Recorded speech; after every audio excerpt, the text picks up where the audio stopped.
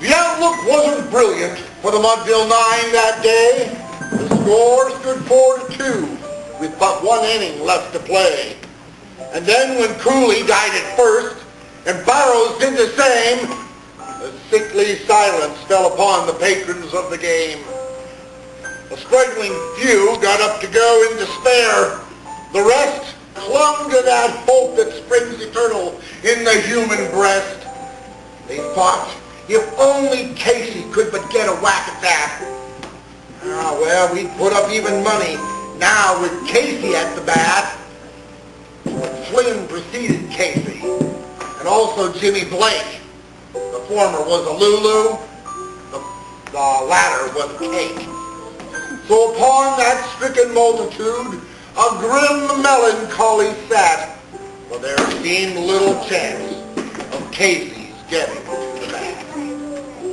But Flynn let drive a single to the wondered interval, and Blake, the much despised, pulled the cover off the ball. And when the dust had lifted and the men saw what had occurred, there was Johnny safe at second, and Flynn a hugging third.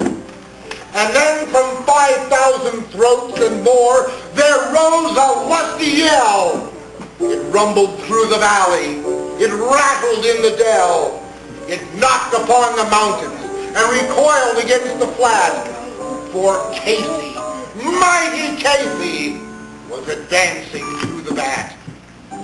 There was ease in Casey's manner as he stepped up to the plate. There was pride in Casey's bearing and a smile on Casey's face. And when, responding to the cheers, he lightly doffed his hat, no stranger in the crowd could doubt that Casey was at the bat. 10,000 eyes were on him as he rubbed his hands with dirt. 5,000 tongues applauded as he wiped them on his shirt.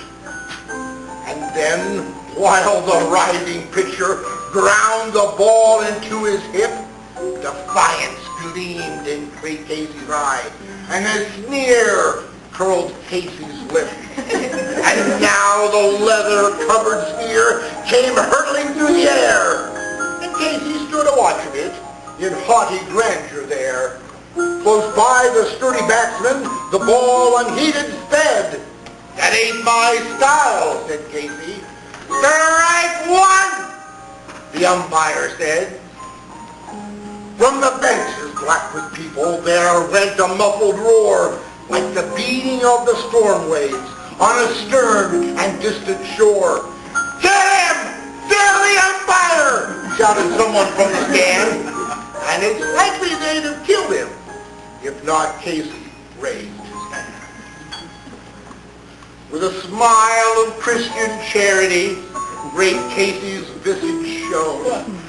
He smiled, and still the rising tumult, he bade the game go on. He signaled to the pitcher, and once more the sphere-eye flew. But Casey still ignored it, and the umpire said, "Strike two!" "Fraud!" cried the maddened crowd.